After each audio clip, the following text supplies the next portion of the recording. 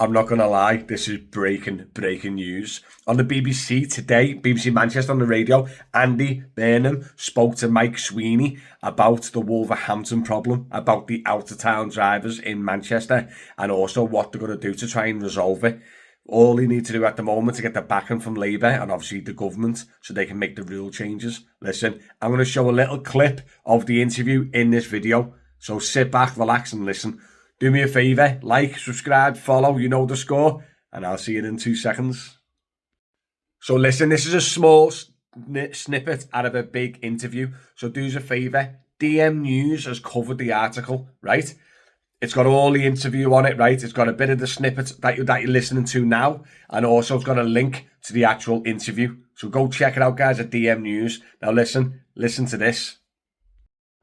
Hello guys, a quick ad break. Do me a favour, I have just created Patreon. Now listen, this is a 7-day free trial and then you pay a couple of quid a month, right? You get exclusive videos, you get a private chat room, you get monthly giveaways. Like, it is really good. You get loads of perks, and in the process it's a way of supporting me. Come and join the community and join Patreon. The link's at the top of drivermatty.com. Come and try it out. It's a 7-day free trial. Nice and simple. Go try it out. Hope you enjoy the rest of the video, guys.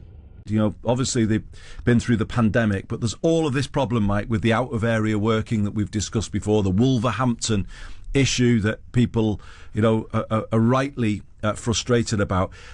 I've agreed with the 10 leaders of Greater Manchester that we're going to come forward soon with a consultation on a package of support for the taxi industry in Greater Manchester. Including keeping out-of-town taxis out of town. 100% part of the plan. We have not got that bit fully in our gift at the moment, because we've got to persuade, and I hope I'm going to be able to persuade them to do that. But part of the plan will be to ask the government to let us have a pilot where we can exclude out-of-area working and give our own taxi trade incentives to license with the 10 GM boroughs. So, you know, reasons to go and get licensed locally, as well as building them towards to the end of out-of-area working. So it's being worked up, Mike, but it's going to be published fairly soon.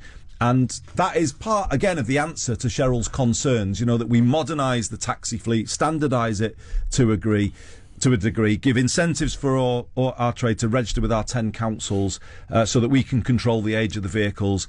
And again, that will do something to clean up the air pollution, Cheryl. I can't wave a magic wand, but I can promise you it is getting slowly better all the time. What you reckon, guys?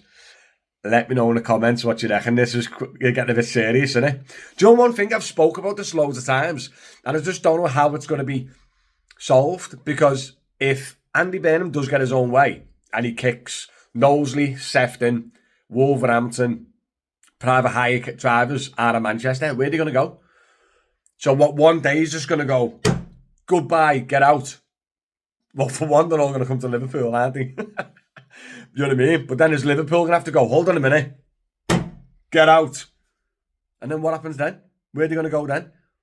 So the Knowsley and the Sefton plated drivers in Manchester will obviously come to Liverpool, so there will be more work there, more drivers in that sense. But then where if Wolverhampton gets banned out of Manchester and Liverpool, where are they going to go? Because there's like, I think there's 3 Wolverhampton drivers per street in Wolverhampton. Like, you're just going to put so many people out of work. So I don't know how they're going to do it. So the only way I can suggest that they're going to do it, I reckon if they do it, is they're going to give like a time scale. You've got 12 months to get out of Manchester. But if you live in Manchester and you drive for Wolverhampton, you have 12 months to get your badge in one of our 10 councils. I reckon that's what it's going to be, or something along those lines. But to be honest, at the moment, it's law. Cross-border hiring and all them, it's law. They're not breaking any... Wolverhampton and Uber aren't breaking any laws. It's law. So what Andy Burnham wants to do, he wants to speak to the Labour government to see if that law can be changed so he has control. Because I'm pretty sure the Mayor of London, can't pronounce his name, he is in charge of the private high-end taxi industry of London. But then outside of that, London, then the government controls the rules. I don't know why. I might be wrong on that, but I'm pretty sure it might be right. Don't know. Let me know in the comments. But yeah, this is just unbelievable news, guys. Let me know in the comments what you think. Do you reckon it'll happen? And if it does, how do you reckon it'll happen? There's got to be they can't just go overnight, kick everyone out, because they're not going to be able to legally put everyone out of work, are they?